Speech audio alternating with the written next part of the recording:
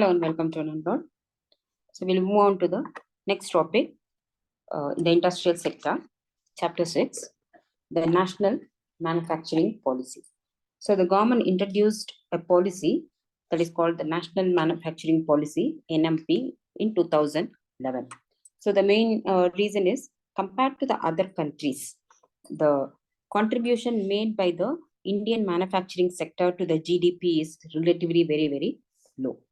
So something has to be done to increase the share of manufacturing sector to the GDP. For that, the industries have to develop. So the industries have to develop and the production in the industries have to increase, and that contribution made by the industrial sector to the GDP should keep on increasing. So that is so in order to do that, the government wanted to take certain steps to increase the contribution made by the industrial sector to the GDP of the country. And also we all know that in our country, the focus shifted directly from primary sector to the tertiary sector. We bypassed the industrial sector. So it has to go stage by stage. First primary sector, then the secondary sector should contribution to the GDP should be more, and then only the tertiary sector.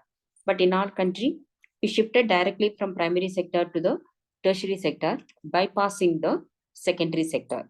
So for a long period of time, the contribution made by the industries to the GDP is not increasing. So in order to rectify that, the government wanted to take some policies, take some measures to increase the contribution made by the industries to the GDP. So for that reason, the government announced the National Manufacturing Policy in 2011.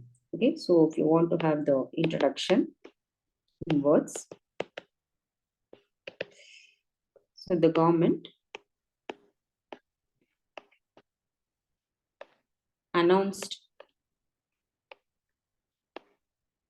the National Manufacturing Policy, that is NMP, in 2011. The reason is to boost the share of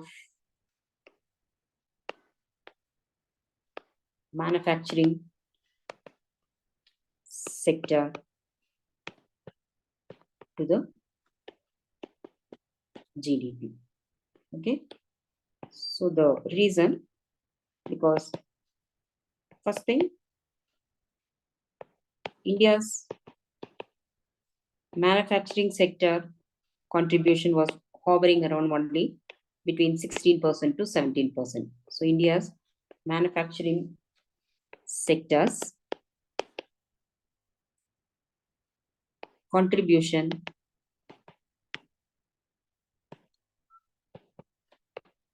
to the GDP is only 16% to 17%. So compared to which is very low compared to the other countries, especially the developed countries, whose contribution is more than 50%. So which is very low compared to other countries. That is one reason. And we made a mistake of bypassing the industrial sector and directly moving to the tertiary sector. Again, that also has to be rectified. So India skipped secondary sector, that is the manufacturing sector, by jumping from primary sector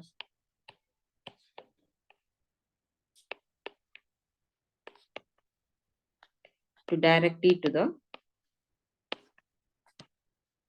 tertiary sector. We did not follow the procedure. So we skipped the secondary sector and directly started concentrating on the tertiary sector. So the problem is the foundation will not be strong. So tertiary sector is always affected by the business cycles. Okay, so the country will not be stable. So manufacturing sector is the one, compared to both the agricultural sector as well as the tertiary sector, the manufacturing sector is the one which is more stable. So both all the other two sectors are not that much reliable. So in order to rectify all those things, and also in order to increase the contribution made by the manufacturing sector, the government wanted to announced this national manufacturing policy. Now, the main highlights of this policy is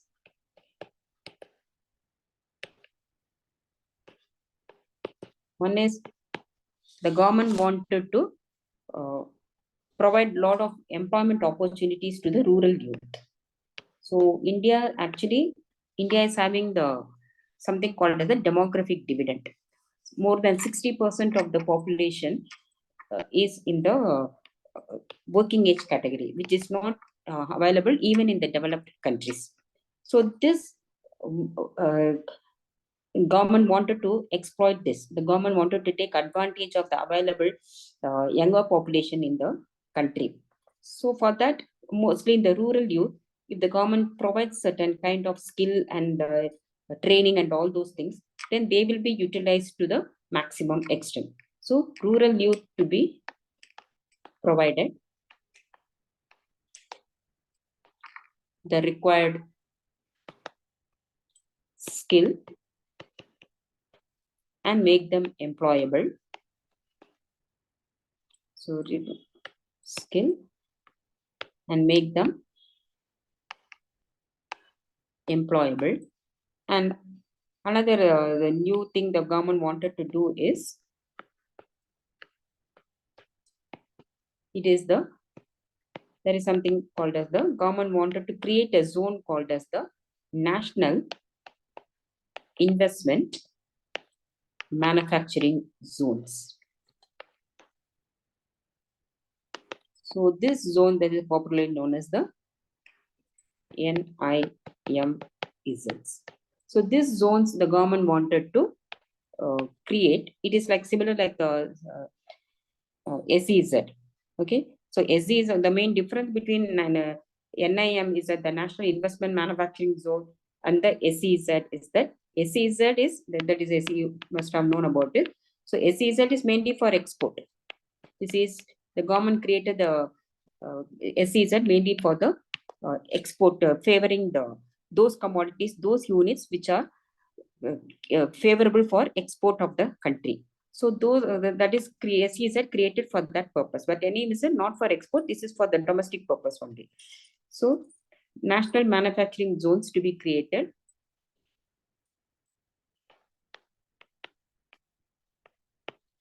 with there will be a something called as a industrial townships.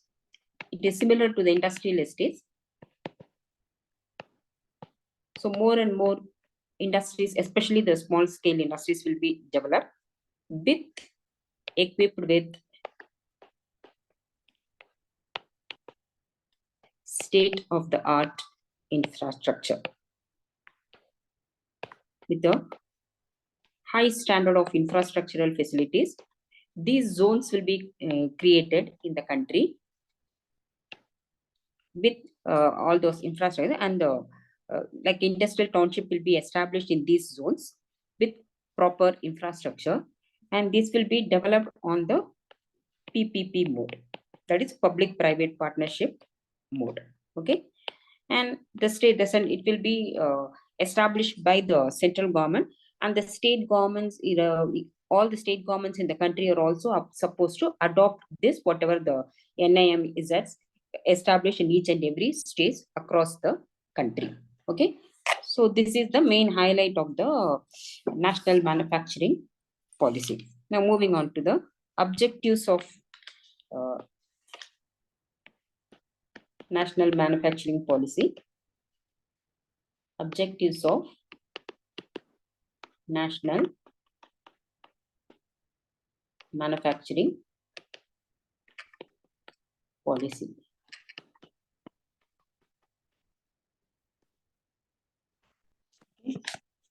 So the first and foremost, the share of manufacturing sector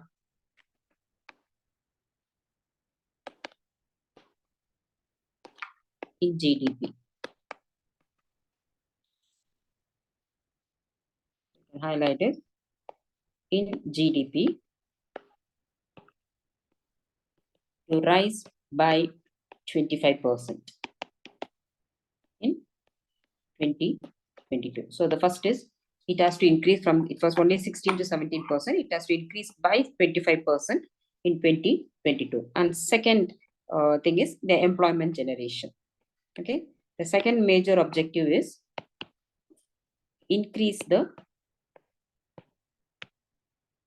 rate of employment creation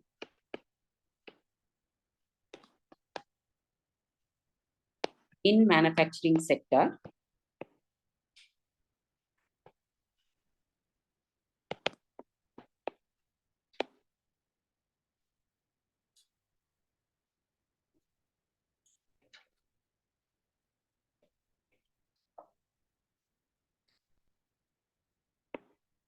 for creation of approximately 100 million additional jobs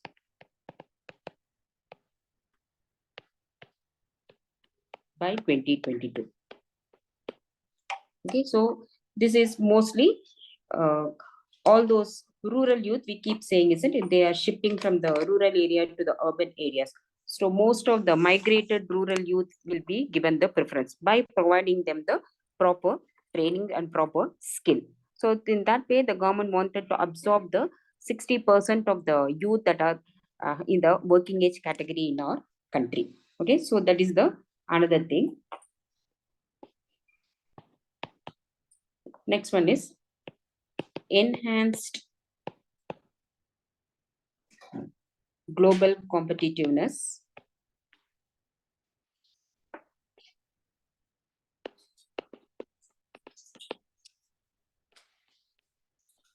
of Indian manufacturing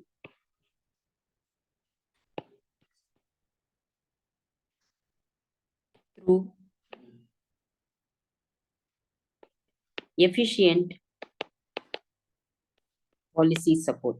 See, by this time, after the 1991 policy, India has opened up the gates for foreign companies also, isn't it? Globalization is happening in our country already. So this was announced in 2011. So the Indian manufacturing sector, they have to compete with the foreign counterparts. So for that, whatever the policies that are favorable for that, that will help the private sector to compete with the foreign counterparts. So those, all those things have to be provided by the government. So that will increase the enhancements increasing. So that will increase the competitiveness of the Indian manufacturers with the foreign companies.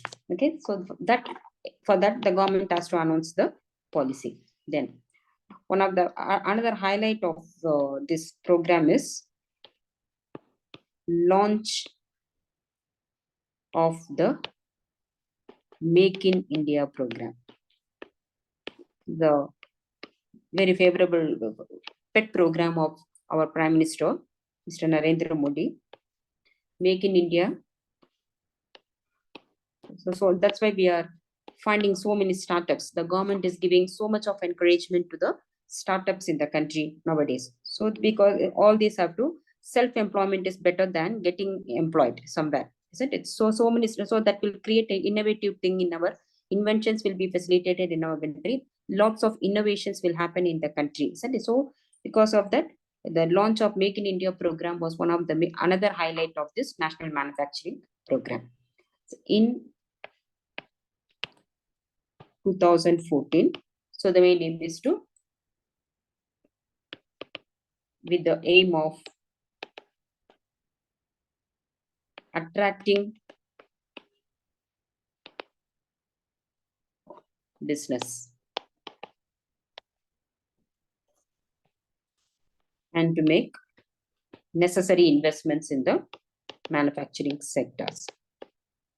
So investments in the manufacturing sector in the country. So if the government gives all those facilities and encourage the Make in India program and all, so many people will, educated people, they will come forward to set up their own establishment. So they will come forward to make the investment, and then through that the manufacturing sector will grow in the country. So that is the another objective. And the next one is what I mentioned, to set up national investment and manufacturing zones.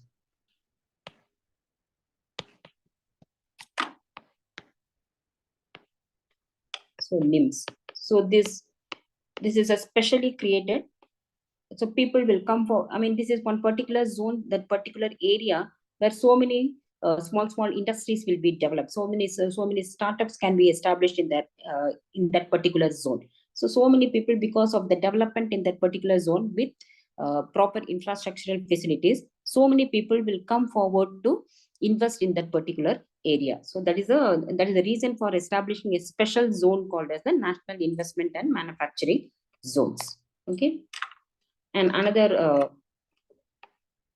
objective of this is using clean energy,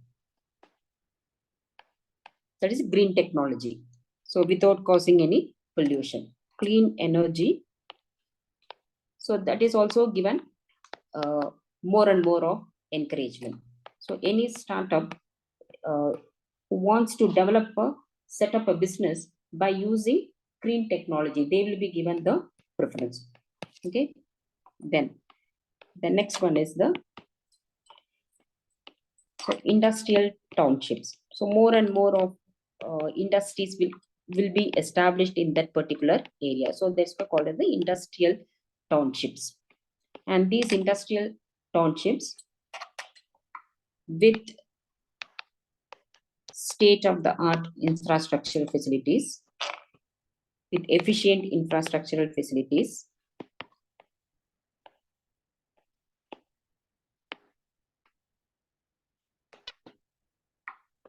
are proposed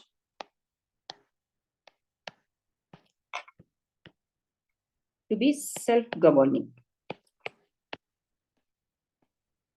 Self-governing and autonomous. That means what? Again, without any interference from the government. So they will be autonomous without any botheration from the government under the construction.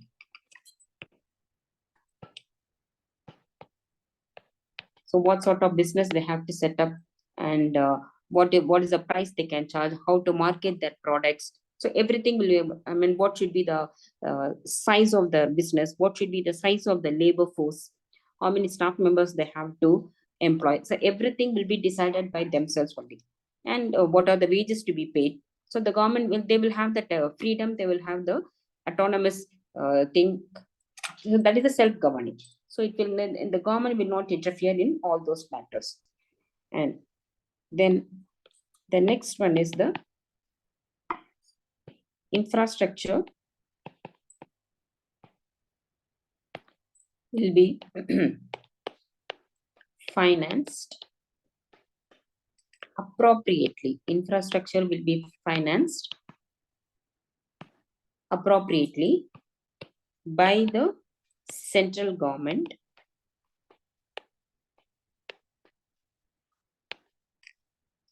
through, there is something called as through viability gap funding. That is VGF. See, the meaning of this viability gap funding is that, see, mostly all these are happening either with the public-private sector partnership or only at the private sector. Most of the thing, this infrastructure is going to be developed with the public and private sector partnership, PPP mode. So the thing is, infrastructure is one type of investment where the returns are going to be lesser compared to the other type of investments. So there are two problems with the infrastructural investment. One is the returns will be lesser, and the returns will take a very, very long period of time, because the infrastructural projects to complete those projects, it will take a very long period of time. So that's one of the reasons the private sector will not come forward to make infrastructural investment. So this one, the government want, and since it also has a huge investment, so it is beyond the capacity of the government alone to make the investment. So the government needs the assistance, the financial help from the private sector. So in order to encourage the private sector, the government is going to finance appropriately through viability gap funding. So the viability gap funding, the meaning is any project in which the investment is going to happen, in which it is not economically viable. Infrastructural project is something it is not economically viable because the returns are not very, very high. The returns are very less. So in those cases, in order to encourage the private sector, the government will provide some one-time grant of capital assistance. That means what? If the private sector is facing shortage of funds, shortage of capital to continue with their projects, then the government will provide that one-time grant so that they need not have to bother about how much revenue they are getting in order to further finance their infrastructural project. If in order to further increase their investment, in order to further increase their capital, they need not have to bother. So if there is a shortage of capital, shortage of investment, then the government will finance appropriately. Okay, whenever there is a gap in the whatever the infrastructural projects, the revenues are not sufficient. So the government will fill the gap. Okay, so that is the meaning of viability gap funding. So the meaning of viability gap funding is, this is what it is. It is economically, this kind of projects, this kind of investments are not viable. So the private sector need not have to wait for their revenues to finance further. So they have to keep on financing. Continuously, they have to keep investing, isn't it? So they need not have to worry about the returns. They need not have to worry about their revenue. The government will provide the gap. Okay. So that is the viability gap funding. And the next one is to improve access to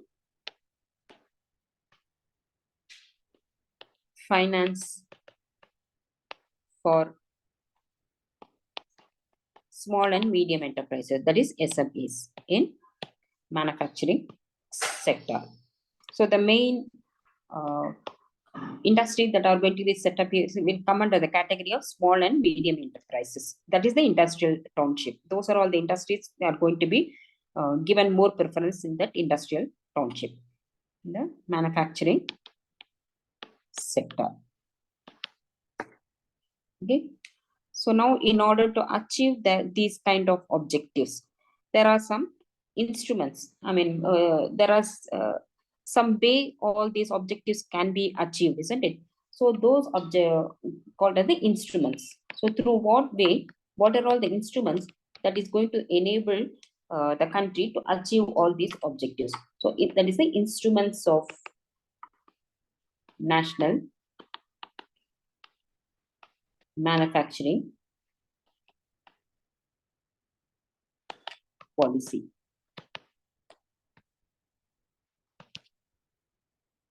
So here, first one, it includes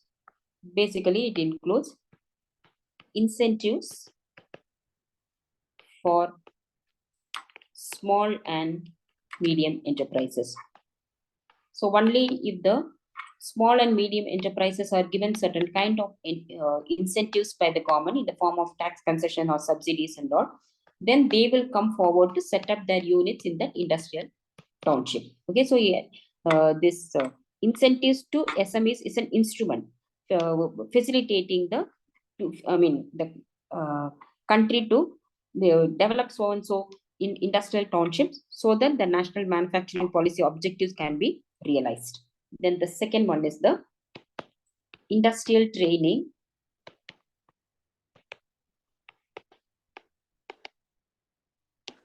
and skill upgradation measures for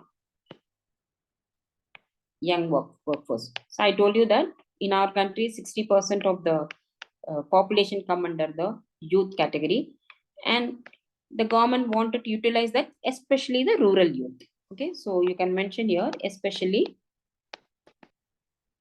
the rural youth. So whatever the training, whatever the upgradation of skill required for these rural youth to make them employable in these industrial townships. So all those will be provided in by the government. Okay, and then the next one is the rationalization and simplification of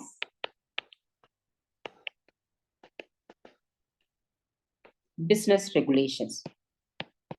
So if there is too much of formalities, it will be beyond the capacity of one is it will be beyond the capacity of the small and medium enterprises, and the private sector will not be motivated if there are too much of formalities to be fulfilled to start a business.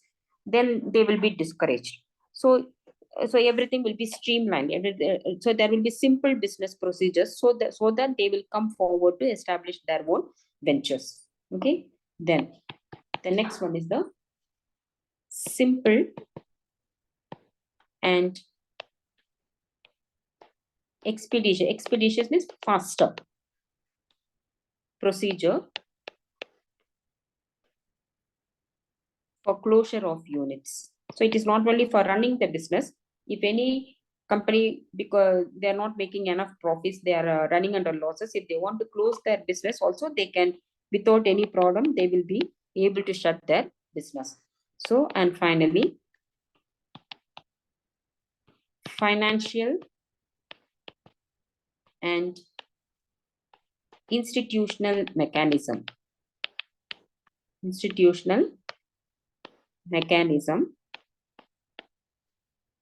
for technology development,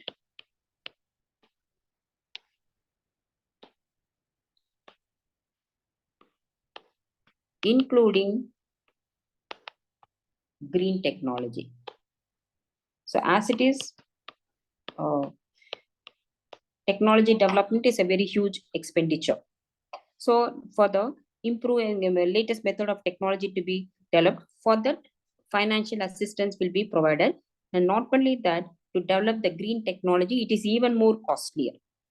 So, but even to develop that green technology also, the financial institutions in our country will be advised to provide the loans to these enterprises which are set up in that national investment manufacturing zones. Okay, so these are all the objectives and highlights of the national manufacturing policy of 2011. Okay, so hope you have understood the concept. So the next topic is the main one, that is the economic reform. This is the continuation of the 1991 policy. So we are going to see in detail what I kept saying, isn't it? It is the LPG model of growth. So we are going to say what is that liberalization, privatization, and globalization. So what is the economic reforms introduced in our country? So which I will explain to you in my next class. Okay. So if you find this video useful, please like, share, and subscribe. And if you have any doubts or suggestions, please mention it in the comment box. Okay. So until my next class, take care. Bye-bye.